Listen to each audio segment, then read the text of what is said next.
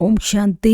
ಇಂದಿನ ದಿನಾಂಕ 7/4/2026. ಪ್ರಾರ್ಥ ಮುರಳಿ ಬಾಪ್ ದಾದ ಮಧುಬನ. ಮಧುರ ಮಕ್ಕಳೇ, ಯಾವಾಗಲೆಲ್ಲ ಸಮಯ ಸಿಗುತ್ತದೆ ಆಗ ಏಕಾಂತದಲ್ಲಿ ಕುಳಿತು ಸತ್ಯ ಪ್ರಿಯತಮನನ್ನು ನೆನಪು ಮಾಡಿ, ಏಕೆಂದರೆ ನೆನಪಿನಿಂದಲೇ ಸ್ವರ್ಗದ ರಾಜ್ಯ ಭಾಗ್ಯವು ಸಿಗುತ್ತದೆ. ಪ್ರಶ್ನೆ: ತಂದೆಯು ಸಿಕ್ಕಿದ್ದಾರೆಂದರೆ ಯಾವ ಆಲಸ್ಯವು ಸಮಾಪ್ತಿಯಾಗಬೇಕಾಗಿದೆ?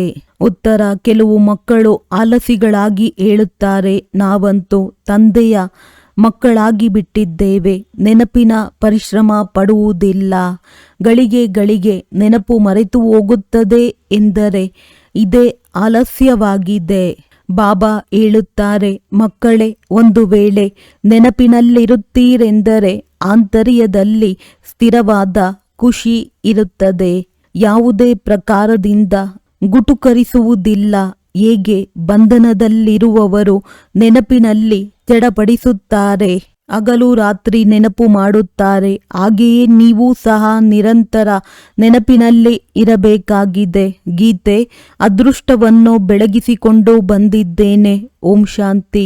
ತಂದೆಯ ಮಕ್ಕಳಿಗೂ ತಿಳಿಸಿದ್ದಾರೆ, ನೀವು ಓಂ ಶಾಂತಿ ಹೇಳುತ್ತೀರಿ. ತಂದೆಯು ಓಂ ಶಾಂತಿ ಅರ್ಥಾತ್ ನೀವು ಆತ್ಮರು ಶಾಂತ ಸ್ವರೂಪರಾಗಿದ್ದೀರಿ ಎಂದು ಹೇಳುತ್ತಾರೆ. ತಂದೆಯು ಶಾಂತ ಸ್ವರೂಪನಾಗಿದ್ದಾರೆ. ಆತ್ಮದ ಸ್ವಧರ್ಮವು ಶಾಂತಿಯಾಗಿದೆ, ಪರಮಾತ್ಮನದ್ದು ಸ್ವಧರ್ಮ ಶಾಂತಿಯಾಗಿದೆ. ನೀವು ಸಹ ಶಾಂತಿಧಾಮದಲ್ಲಿ ಇರುವವರಾಗಿದ್ದೀರಿ. ತಂದೆಯೂ ಸಹ ಹೇಳುತ್ತಾರೆ, ನಾನು ಕೂಡ ಅಲ್ಲಿರುವವನಾಗಿದ್ದೇನೆ. ನೀವು ಮಕ್ಕಳು ಪುನರ್ಜನ್ಮದಲ್ಲಿ ಬರುತ್ತೀರಿ, ನಾನು ಬರುವುದಿಲ್ಲ.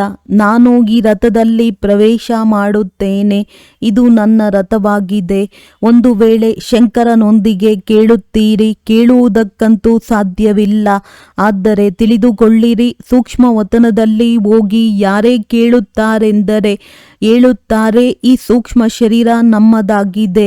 ಶಿವ ತಂದೆಯು ಹೇಳುತ್ತಾರೆ, ಇದು ನಮ್ಮ ಶರೀರವಲ್ಲ, ಇದನ್ನು ನಾವು ಬಾಡಿಗೆಯಾಗಿ ತೆಗೆದುಕೊಂಡಿದ್ದೇವೆ, ಏಕೆಂದರೆ ನನಗೂ ಸಹ ಕರ್ಮೇಂದ್ರಿಯಗಳ ಆಧಾರ ಬೇಕಾಗಿದೆ. ಮೊಟ್ಟ ಮೊದಲ ಮುಖ್ಯ ಮಾತನ್ನು ತಿಳಿಸಬೇಕಾಗಿದೆ. ಪತಿತ ಪಾವನ ಜ್ಞಾನ ಸಾಗರ ಕೃಷ್ಣನಲ್ಲ. ಶ್ರೀಕೃಷ್ಣನು ಸರ್ವ ಆತ್ಮರನ್ನು ಪತಿತರಿಂದ ಪಾವನರನ್ನಾಗಿ ಮಾಡುವುದಿಲ್ಲ. ಅವನಂತೂ ಪಾವನ ಪ್ರಪಂಚದಲ್ಲಿ ಬಂದು ರಾಜ್ಯ ಮಾಡುತ್ತಾನೆ. ಮೊದಲು ರಾಜಕುಮಾರನಾಗುತ್ತಾನೆ, ನಂತರ ಮಹಾರಾಜ ಆಗುತ್ತಾರೆ. ಅವರಲ್ಲಿಯೂ ಜ್ಞಾನವಿರುವುದಿಲ್ಲ. ರಚನೆಯ ಜ್ಞಾನವಂತೂ ರಚಯಿತನಲ್ಲಿಯೇ ಇರುತ್ತದೆ ಎಲ್ಲವೇ. ಶ್ರೀಕೃಷ್ಣನನ್ನು ರಚನೆ ಎಂದು ಹೇಳಲಾಗುತ್ತದೆ. ರಚಯಿತ ತಂದೆಯೇ ಬಂದು ಜ್ಞಾನವನ್ನು ಕೊಡುತ್ತಾರೆ. ಈಗ ತಂದೆಯು ರಚಿಸುತ್ತಿದ್ದಾರೆ, ಹೇಳುತ್ತಾರೆ, ನೀವು ನಮ್ಮ ಮಕ್ಕಳಾಗಿದ್ದೀರಿ. ಬಾಬಾ, ನಾವು ತಮ್ಮವರಾಗಿದ್ದೇವೆ ಎಂದು ನೀವು ಹೇಳುತ್ತೀರಿ. ಬ್ರಹ್ಮನ ಮೂಲಕ ಬ್ರಾಹ್ಮಣರ ಸ್ಥಾಪನೆ ಎಂದು ಹೇಳಲಾಗುತ್ತದೆ. ಇಲ್ಲವೆಂದರೆ ಬ್ರಾಹ್ಮಣರೆಲ್ಲಿಂದ ಬರುತ್ತಾರೆ? ಸೂಕ್ಷ್ಮ ವತನದಲ್ಲಿರುವ ಬ್ರಹ್ಮ ಬೇರೆ ಯಾರೋ ಅಲ್ಲ. ಮೇಲಿರುವಂತವರೇ ಕೆಳಗಿಳಿರುವಂತವರು, ಅವರೇ ಮೇಲಿರುವಂತವರಾಗಿದ್ದಾರೆ, ಒಬ್ಬರೇ ಆಗಿದ್ದಾರೆ. ಒಳ್ಳೆಯದು. ವಿಷ್ಣು ಮತ್ತು ಲಕ್ಷ್ಮೀ ನಾರಾಯಣರದ್ದು ಒಂದೇ ಮಾತಾಗಿದೆ. ಅವರು ಎಲ್ಲಿಯವರಾಗಿದ್ದಾರೆ? ಬ್ರಹ್ಮ ಸೋ ವಿಷ್ಣುವಾಗುತ್ತಾರೆ. ಬ್ರಹ್ಮ ಸರಸ್ವತಿಯೇ ಲಕ್ಷ್ಮೀ ನಾರಾಯಣ ನಂತರ ಅವರೇ ಇಡೀ ಕಲ್ಪದ 84 ಜನ್ಮಗಳ ನಂತರ ಬಂದು ಸಂಗಮದಲ್ಲಿ ಬ್ರಹ್ಮ ಸರಸ್ವತಿಯಾಗುತ್ತಾರೆ. ಲಕ್ಷ್ಮೀನಾರಾಯಣರೂ ಸಹ ಮನುಷ್ಯನಾಗಿದ್ದಾರೆ. ಅವರದ್ದು ದೇವಿ ದೇವತಾ ಧರ್ಮವಾಗಿದೆ. ವಿಷ್ಣುವಿಗೆ 4 ಭುಜಗಳನ್ನು ಕೊಡಲಾಗಿದೆ. ಇದು ಪ್ರವೃತ್ತಿ ಮಾರ್ಗವನ್ನು ತೋರಿಸಲಾಗಿದೆ. ಭಾರತದಲ್ಲಿ ಪ್ರಾರಂಭದಿಂದಲೇ ಪ್ರವೃತ್ತಿ ಮಾರ್ಗ ನಡೆಯುತ್ತಾ ಬರುತ್ತದೆ. ಆದ್ದರಿಂದ ವಿಷ್ಣುವಿಗೆ 4 ಭುಜಗಳನ್ನು ಕೊಟ್ಟಿದ್ದಾರೆ. ಇಲ್ಲಿ ಬ್ರಹ್ಮ ಸರಸ್ವತಿ ಇದ್ದಾರೆ. ಆ ಸರಸ್ವತಿ ದತ್ತು ಮಗುವಾಗಿದ್ದಾರೆ. ಇವರ ಬ್ರಹ್ಮ ಬಾಬಾ ಹೆಸರು ಲಕ್ಕೀರಾಜ್ ಎಂದಿತ್ತು. ನಂತರ ಇವರ ಹೆಸರು ಬ್ರಹ್ಮ ಎಂದು ಇಡಲಾಯಿತು. ಶಿವ ತಂದೆಯು ಇವರಲ್ಲಿ ಪ್ರವೇಶ ಮಾಡಿದ್ದರು ಮತ್ತು ರಾಧೆಯನ್ನು ತನ್ನ ಮಗುವನ್ನಾಗಿ ಮಾಡಿಕೊಂಡರು. ಸರಸ್ವತಿ ಎಂದು ಹೆಸರಿಡಲಾಯಿತು. ಸರಸ್ವತಿಗೆ ಬ್ರಹ್ಮ ಯಾವುದೇ ಲೌಕಿಕ ತಂದೆಯಲ್ಲ. ಇವರಿಬ್ಬರ ಲೌಕಿಕ ತಂದೆ ಬೇರೆ ಇದ್ದರು, ಈಗ ಅವರಿಲ್ಲ. ಇವರನ್ನು ಶಿವ ತಂದೆಯು ಬ್ರಹ್ಮರವರ ಮುಖಾಂತರ ದತ್ತು ಮಾಡಿಕೊಂಡರು. ನೀವು ದತ್ತು ಮಕ್ಕಳಾಗಿದ್ದೀರಿ. ಬ್ರಹ್ಮನೂ ಸಹ ಶಿವ ತಂದೆಯ ಮಗನಾಗಿದ್ದಾರೆ. ಬ್ರಹ್ಮನ ಮುಖ ಕಮಲದಿಂದ ರಚಿಸುತ್ತಾರೆ. ಆದ್ದರಿಂದ ಬ್ರಹ್ಮನನ್ನೂ ಸಹ ಮಾತಾ ಎಂದು ಹೇಳಲಾಗುತ್ತದೆ. ನೀವು ಮಾತಾಪಿತಾ, ನಾವು ನಿಮ್ಮ ಬಾಲಕರು, ನಿಮ್ಮ ಕೃಪೆಯಿಂದ ಸುಖದ ಗಣಿ ಗಾಯನ ಮಾಡುತ್ತಾರಲ್ಲವೇ. ನೀವು ಬಾಲಕರು ಬಂದು ಬ್ರಾಹ್ಮಣರಾಗಿದ್ದೀರಿ. ಇದರಲ್ಲಿ ಬಹಳ ಚೆನ್ನಾಗಿ ತಿಳಿದುಕೊಳ್ಳುವ ಬುದ್ಧಿ ಇರಬೇಕು. ನೀವು ಮಕ್ಕಳು ಶಿವ ತಂದೆಯಿಂದ ಆಸ್ತಿಯನ್ನು ತೆಗೆದುಕೊಳ್ಳುತ್ತೀರಿ. ಬ್ರಹ್ಮರವರೇನು ಸ್ವರ್ಗದ ರಚಯಿತ ಅಥವಾ ಜ್ಞಾನಸಾಗರನಲ್ಲ. ಜ್ಞಾನಸಾಗರ ಒಬ್ಬರೇ ತಂದೆಯಾಗಿದ್ದಾರೆ. ಆತ್ಮದ ತಂದೆಯೂ ಸಹ ಜ್ಞಾನಸಾಗರನಾಗಿದ್ದಾರೆ. ಆತ್ಮವು ಜ್ಞಾನಸಾಗರನಾಗುತ್ತದೆ. ಆದರೆ ಇವರನ್ನು ಜ್ಞಾನಸಾಗರನೆಂದು ಹೇಳುವುದಿಲ್ಲ, ಏಕೆಂದರೆ ಸಾಗರನಂತೂ ಒಬ್ಬರೇ ಆಗಿದ್ದಾರೆ. ನೀವೆಲ್ಲರೂ ನದಿಗಳಾಗಿದ್ದೀರಿ. ಸಾಗರನಿಗೆ ತನ್ನದೇ ಆದ ಶರೀರವಿಲ್ಲ, ನದಿಗಳಿಗೆ ಇದೆ. ನೀವು ಜ್ಞಾನ ನದಿಗಳಾಗಿದ್ದೀರಿ. ಕಲ್ಕತ್ತಾದಲ್ಲಿ ಬ್ರಹ್ಮಪುತ್ರ ನದಿಯು ಬಹಳ ದೊಡ್ಡದಾಗಿದೆ, ಏಕೆಂದರೆ ಅದರ ಸಂಬಂಧ ಸಾಗರದೊಂದಿಗಿದೆ. ಅದರ ಮೇಳ ಬಹಳ ದೊಡ್ಡದಾಗಿ ಆಗುತ್ತದೆ. ಇಲ್ಲಿಯೂ ಮೇಳ ಆಗುತ್ತದೆ. ಸಾಗರ ಮತ್ತು ಬ್ರಹ್ಮಪುತ್ರ ಇಬ್ಬರೂ ಕಂಬೈಂಡ್ ಆಗಿದ್ದಾರೆ. ಇದು ಚೈತನ್ಯ, ಅದು ಜಡ ಮೇಳವಾಗಿದೆ. ಈ ಮಾತನ್ನು ತಂದೆಯು ತಿಳಿಸುತ್ತಾರೆ. ಶಾಸ್ತ್ರಗಳಲ್ಲಿಲ್ಲ. ಶಾಸ್ತ್ರಗಳು ಭಕ್ತಿ ಮಾರ್ಗದ ವಿಭಾಗವಾಗಿದೆ. ಇದು ಜ್ಞಾನ ಮಾರ್ಗ, ಅದು ಭಕ್ತಿ ಮಾರ್ಗವಾಗಿದೆ. ಅರ್ಧಕಲ್ಪ ಭಕ್ತಿ ಮಾರ್ಗದ ವಿಭಾಗವೂ ನಡೆಯುತ್ತದೆ. ಅದರಲ್ಲಿ ಜ್ಞಾನಸಾಗರ ಇಲ್ಲವೇ ಇಲ್ಲ. ಪರಮಪಿತ ಪರಮಾತ್ಮ ಜ್ಞಾನಸಾಗರ ತಂದೆಯು ಸಂಗಮದಲ್ಲಿ ಬಂದು ಜ್ಞಾನ ಸ್ನಾನದಿಂದ ಎಲ್ಲರ ಸದ್ಗತಿ ಮಾಡುತ್ತಾರೆ. ನೀವು ತಿಳಿದಿದ್ದೀರಿ, ನಾವು ಬೇಅದ್ದಿನ ತಂದೆಯಿಂದ ಸ್ವರ್ಗದ ಸುಖದ ಅದೃಷ್ಟವನ್ನು ರೂಪಿಸಿಕೊಳ್ಳುತ್ತಿದ್ದೇವೆ. ಅವಶ್ಯವಾಗಿ ನಾವು ಸತ್ಯಯುಗ ತ್ರೇತಾದಲ್ಲಿ ದೇವಿ ದೇವತೆಗಳಾಗಿದ್ದೆವು. ಈಗ ನಾವು ಪೂಜಾರಿ ಮನುಷ್ಯರಾಗಿದ್ದೇವೆ. ಮತ್ತೆ ಮನುಷ್ಯರಿಂದ ನೀವು ದೇವತೆಗಳಾಗುತ್ತೀರಿ. ಬ್ರಾಹ್ಮಣರಿಂದ ದೇವತಾ ಧರ್ಮದಲ್ಲಿ ಬರುತ್ತೀರಿ. ನಂತರ ಕ್ಷತ್ರಿಯ, ವೈಶ್ಯ, ಶೂದ್ರರಾದಿರಿ. 84 ಜನ್ಮಗಳನ್ನು ತೆಗೆದುಕೊಳ್ಳುತ್ತಾ ಕೆಳಗಿಳಿಯಬೇಕಾಯಿತು. ಇದನ್ನೂ ಸಹ ನಿಮಗೆ ತಂದೆಯು ತಿಳಿಸಿದ್ದಾರೆ. ನೀವು ತಮ್ಮ ಜನ್ಮಗಳನ್ನು ತಿಳಿದುಕೊಂಡಿರಲಿಲ್ಲ. 84 ಜನ್ಮಗಳು ಸಹ ನೀವೇ ತೆಗೆದುಕೊಳ್ಳುತ್ತೀರಿ. ಯಾರು ಮೊಟ್ಟ ಮೊದಲು ಬರುತ್ತಾರೆ ಅವರೇ ಪೂರ್ಣ 84 ಜನ್ಮಗಳನ್ನು ತೆಗೆದುಕೊಳ್ಳುತ್ತಾರೆ. ಯೋಗದಿಂದಲೇ ತುಕ್ಕು ಬಿಡುತ್ತದೆ. ಯೋಗದಲ್ಲಿಯೇ ಪರಿಶ್ರಮವಿದೆ. ಬಲೆ ಕೆಲವು ಮಕ್ಕಳು ಜ್ಞಾನದಲ್ಲಿ ಮುಂದೆ ಹೋಗುತ್ತಾರೆ, ಆದರೆ ಯೋಗದಲ್ಲಿ ಕಚ್ಚಾ ಇದ್ದಾರೆ. ಬಂಧನ ಮುಕ್ತರಿಗಿಂತ ಬಂಧನದಲ್ಲಿರುವವರು ಯೋಗದಲ್ಲಿ ಚೆನ್ನಾಗಿದ್ದಾರೆ. ಅವರಂತೂ ಶಿವ ತಂದೆಯ ಮಿಲನಕ್ಕಾಗಿ ಚಡಪಡಿಸುತ್ತಿರುತ್ತಾರೆ. ನಿಮಗಂತೂ ಸಿಕ್ಕಿದ್ದಾರೆ, ನೆನಪು ಮಾಡಿ ಎಂದು ಹೇಳಲಾಗುತ್ತದೆ. ಆದರೆ ನೀವು ಗಳಿಗೆಗೂ ಮರೆತು ಹೋಗುತ್ತೀರಿ. ನಿಮಗೆ ಬಿರುಗಾಳಿಗಳು ಬಹಳ ಬರುತ್ತವೆ. ಅವರು ನೆನಪಿನಲ್ಲಂತೂ ಚಡಪಡಿಸುತ್ತಿರುತ್ತಾರೆ. ನೀವು ಚಡಪಡಿಸುವುದಿಲ್ಲ. ಅವರು ಮನೆಯಲ್ಲಿ ಕುಳಿತಿದ್ದಂತೆಯೇ ಶ್ರೇಷ್ಠ ಪದವಿಯಾಗುತ್ತದೆ. ನೀವು ತಿಳಿದಿದ್ದೀರಿ, ತಂದೆಯ ನೆನಪಿನಲ್ಲಿರುವುದರಿಂದ ನಮಗೆ ಸ್ವರ್ಗದ ರಾಜ್ಯಭಾಗ್ಯ ಸಿಗುವುದು. ಹೇಗೆ ಮಗು ಗರ್ಭದಿಂದ ಹೊರಬರಲು ಚಡಪಡಿಸುತ್ತದೆ, ಹಾಗೆಯೇ ಬಂಧನದಲ್ಲಿರುವವರು ಚಡಪಡಿಸುತ್ತಾ ಶುಭಾಬಾ ಈ ಬಂಧನದಿಂದ ಬಿಡಿಸಿ ಎಂದು ಕೂಗುತ್ತಿರುತ್ತಾರೆ. ಹಗಲು ರಾತ್ರಿ ನೆನಪು ಮಾಡುತ್ತಾರೆ. ನಿಮಗೆ ತಂದೆಯು ಸಿಕ್ಕಿದ್ದಾರೆಂದರೆ ನೀವು ಹುಡುಗಾಟಿಕೆಯಲ್ಲಿದ್ದೀರಿ. ನಾವು ಬಾಬಾರವರ ಮಕ್ಕಳಾಗಿದ್ದೇವೆ. ನಾವು ಈ ಶರೀರವನ್ನು ಬಿಟ್ಟು ರಾಜಕುಮಾರರಾಗುತ್ತೇವೆ ಎನ್ನುವ ಸ್ಥಿರವಾದ ಖುಷಿಯು ಆಂತರ್ಯದಲ್ಲಿರಬೇಕು. ಆದರೆ ಮಾಯೆಯು ನೆನಪು ಮಾಡಲು ಬಿಡುವುದಿಲ್ಲ. ನೆನಪಿನಿಂದಲೇ ಬಹಳ ಖುಷಿಯಲ್ಲಿರುತ್ತೀರಿ. ನೆನಪು ಮಾಡುವುದಿಲ್ಲವೆಂದರೆ ಗುಟುಕರಿಸುತ್ತಿರುತ್ತೀರಿ. ಅರ್ಧಕಲ್ಪ ನೀವು ರಾವಣ ರಾಜ್ಯದಲ್ಲಿ ದುಃಖವನ್ನು ನೋಡಿದ್ದೀರಿ. ಅಕಾಲ ಮೃತ್ಯುವಾಗುತ್ತಾ ಬಂದಿದೆ. ದುಃಖವಂತೂ ಇದ್ದೇ ಇದೆ. ಬಲೆ ಎಷ್ಟೇ ಸಾಹುಕಾರರಿರಲಿ ದುಃಖವಂತೂ ಇದೆ.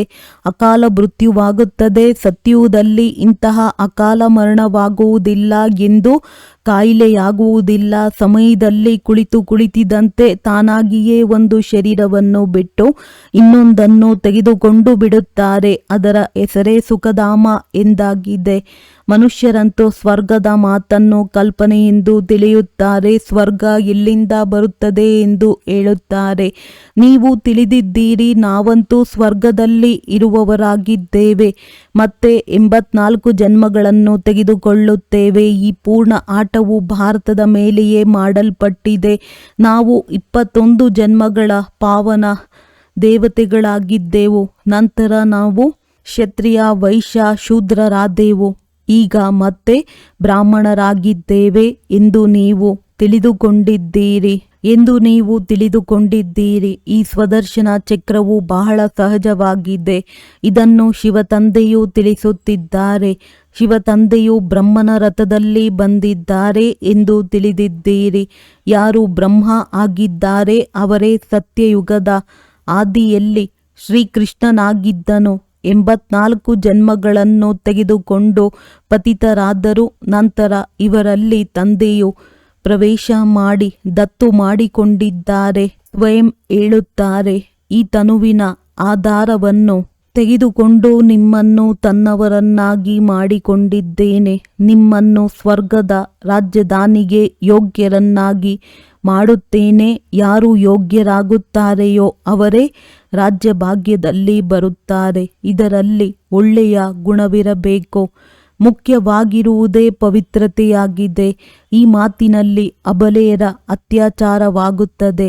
ಕೆಲವು ಕಡೆ ಪುರುಷರ ಮೇಲೂ ಅತ್ಯಾಚಾರಗಳಾಗುತ್ತವೆ. ವಿಕಾರಕ್ಕಾಗಿ ಒಬ್ಬರಿಗೊಬ್ಬರು ಬೇಸರಪಡಿಸುತ್ತಾರೆ. ಇಲ್ಲಿ ಮಾತೆಯರು ಬಹಳ ಮಂದಿ ಇರುವ ಕಾರಣ ಶಕ್ತಿ ಸೇನೆ ಎಂಬ ಗಾಯನವಾಗಿದೆ. ಒಂದೇ ಮಾತರಂ. ಸುಂದರರಾಗಲು ಈಗ ನೀವು ಕಾಮಚಿತೆಯಿಂದ ಇಳಿದು ಜ್ಞಾನಚಿತೆಯ ಮೇಲೆ ಕುಳಿತಿದ್ದೀರಿ. ದ್ವಾಪರದಿಂದ ಕಾಮಚಿತೆಯ ಮೇಲೆ ಕುಳಿತಿದ್ದೀರಿ. ಒಬ್ಬರಿಗೊಬ್ಬರು ವಿಕಾರ ಕೊಡುವ ಕಂಕಣವನ್ನು ವಿಕಾರಿ ಬ್ರಾಹ್ಮಣರು ಬಂಧಿಸುತ್ತಾರೆ. ನೀವು ನಿರ್ವಿಕಾರಿ ಬ್ರಾಹ್ಮಣರಾಗಿದ್ದೀರಿ. ನೀವು ಅದನ್ನು ಕ್ಯಾನ್ಸಲ್ ಮಾಡಿಸಿ ಜ್ಞಾನಚಿತೆಯ ಮೇಲೆ ಕೂರಿಸುತ್ತೀರಿ. ಕಾಮಚಿತೆಯಿಂದ ಕಪ್ಪಾದಿರಿ. ಜ್ಞಾನಚಿತೆಯಿಂದ ಸುಂದರರಾಗಿ ಬಿಡುತ್ತೀರಿ. ತಂದೆಯು ಹೇಳುತ್ತಾರೆ, ಬಲೆ ಒಟ್ಟಾಗಿ ಇರಿ. ಆದರೆ ಪ್ರತಿಜ್ಞೆ ಮಾಡಿ ನಾವು ವಿಕಾರದಲ್ಲಿ ಹೋಗುವುದಿಲ್ಲ ಎಂದು. ಆದ್ದರಿಂದ ಬಾಬಾ ಉಂಗುರವನ್ನು ತೊಡಿಸುತ್ತಾರೆ. ಶಿವತಂದೆಯು ತಂದೆಯೂ ಆಗಿದ್ದಾರೆ, ಪ್ರಿಯತಮನೂ ಆಗಿದ್ದಾರೆ, ಎಲ್ಲ ಸೀತೆಯರ ರಾಮನಾಗಿದ್ದಾರೆ. ಅವರೇ ಪತಿತ ಪಾವನನೂ ಆಗಿದ್ದಾರೆ. ಬಾಕಿ ರಘುಪತಿ ರಾಘವ ರಾಜಾರಾಮನ ಮಾತಲ್ಲ. ಅವರು ಸಂಗಮದಲ್ಲಿಯೇ ಈ ಪ್ರಾರಬ್ಧವನ್ನು ಪಡೆದಿದ್ದರು. ಅವರಿಗೆ ತ್ರೇತಾದ ರಾಮ ಹಿಂಸಕ ಬಾಣ ತೋರಿಸುವುದು ತಪ್ಪಾಗಿದೆ. ಚಿತ್ರದಲ್ಲಿಯೂ ಕೊಡಬಾರದು. ಕೇವಲ ಚಂದ್ರವಂಶಿ ಎಂದು ಬರೆಯಬೇಕಾಗಿದೆ. ಮಕ್ಕಳಿಗೆ ತಿಳಿಸಬೇಕಾಗಿದೆ. ಶಿವತಂದೆಯು ಇವರ ಮೂಲಕ ನಮಗೆ ಈ ಚಕ್ರದ ರಹಸ್ಯವನ್ನು ತಿಳಿಸುತ್ತಿದ್ದಾರೆ. ಸತ್ಯನಾರಾಯಣನ ಕತೆ ಹೇಳುತ್ತಾರಲ್ಲವೇ, ಅದು ಮನುಷ್ಯರು ಮಾಡಿರುವ ಕಥೆಯಾಗಿದೆ. ನರನಿಂದ ನಾರಾಯಣನಂತೂ ಯಾರೂ ಆಗುವುದಿಲ್ಲ. ಸತ್ಯನಾರಾಯಣನ ಕಥೆಯ ಅರ್ಥವೇ ಆಗಿದೆ ನರನಿಂದ ನಾರಾಯಣರಾಗುವುದು. ಅಮರ ಕಥೆಯೂ ಸಹ ತಿಳಿಸುತ್ತಾರೆ. ಆದರೆ ಅಮರಪುರಿಯಲ್ಲಂತೂ ಯಾರೂ ಹೋಗುವುದಿಲ್ಲ. ಮೃತ್ಯುಲೋಕವು 2500 ವರ್ಷ ನಡೆಯುತ್ತದೆ. 3ನೆಯ ನೇತ್ರದ ಕಥೆಯನ್ನು ಮಾತೆಯರು ಕೇಳುತ್ತಾರೆ. ವಾಸ್ತವದಲ್ಲಿ ಇದು 3ನೆಯ ಜ್ಞಾನದ ನೇತ್ರವನ್ನು ಕೊಡುವ ಕಥೆಯಾಗಿದೆ. ಈಗ ಜ್ಞಾನದ 3ನೇ ಆತ್ಮನಿಗೆ ಸಿಗುತ್ತದೆ. ಅಂದ ಮೇಲೆ ಆತ್ಮ ಅಭಿಮಾನಿ ಆಗಬೇಕಾಗಿದೆ. ನಾನು ಈ ಶರೀರದ ಮೂಲಕ ಈಗ ದೇವತೆಯಾಗುತ್ತೇನೆ. ನನ್ನಲ್ಲಿಯೇ ಸಂಸ್ಕಾರವಿದೆ. ಮನುಷ್ಯರೆಲ್ಲರೂ ದೇಹಾಭಿಮಾನಿಯಾಗಿದ್ದಾರೆ. ತಂದೆಯು ಬಂದು ದೇಹಿ ಅಭಿಮಾನಿಯನ್ನಾಗಿ ಮಾಡುತ್ತಾರೆ. ಮತ್ತೆ ಮನುಷ್ಯರು ಆತ್ಮ ಪರಮಾತ್ಮ ಒಂದೇ ಆಗಿದೆ. ಇವೆಲ್ಲ ರೂಪಗಳನ್ನು ಪರಮಾತ್ಮನೇ ಧಾರಣೆ ಮಾಡಿದ್ದಾರೆ ಎಂದು ಹೇಳಿಬಿಡುತ್ತಾರೆ. ತಂದೆಯು ಹೇಳುತ್ತಾರೆ, ಇದೆಲ್ಲ ರಾಂಗ್ ಆಗಿದೆ. ಇದಕ್ಕೆ ಮಿಥ್ಯ ಅಭಿಮಾನ, ಮಿಥ್ಯ ಜ್ಞಾನವೆಂದು ಹೇಳಲಾಗುತ್ತದೆ. ತಂದೆಯು ತಿಳಿಸುತ್ತಾರೆ, ನಾನು ಬಿಂದುವಿನಂತೆ ಇದ್ದೇನೆ. ನೀವು ಸಹ ತಿಳಿದುಕೊಂಡಿರಲಿಲ್ಲ, ಇವರೂ ಸಹ ತಿಳಿದುಕೊಂಡಿರಲಿಲ್ಲ. ಈಗ ತಂದೆಯು ತಿಳಿಸುತ್ತಾರೆ, ಇದರಲ್ಲಿ ಸಂಶಯ ಬರಬಾರದು, ನಿಶ್ಚಯವಾಗಬೇಕು. ತಂದೆಯು ಅವಶ್ಯವಾಗಿ ಸತ್ಯವನ್ನೇ ಹೇಳುತ್ತಾರೆ. ಸಂಶಯ ಬುದ್ಧಿ ವಿನಶ್ಯಂತಿ. ಅಂಥವರು ಪೂರ್ಣ ಆಸ್ತಿಯನ್ನು ಪಡೆಯುವುದಿಲ್ಲ. ಆತ್ಮ ಅಭಿಮಾನಿಯಾಗುವುದರಲ್ಲಿಯೇ ಪರಿಶ್ರಮವಿದೆ. ಭೋಗವನ್ನು ತಯಾರು ಮಾಡುತ್ತಾ ಬುದ್ಧಿಯು ತಂದೆಯ ಕಡೆ ತೊಡಗಿರಲಿ. ಪ್ರತಿ ಮಾತಿನಲ್ಲಿ ಈ ಅಭ್ಯಾಸ ಮಾಡಬೇಕಾಗಿದೆ. ನೆನಪಿನಿಂದಲೇ ನೀವು ಸತೋಪ್ರಧಾನರಾಗುತ್ತೀರಿ. 8 ಗಂಟೆ ಕರ್ಮ ಮಾಡುವುದಕ್ಕಾಗಿ ಕೊಡಲಾಗಿದೆ.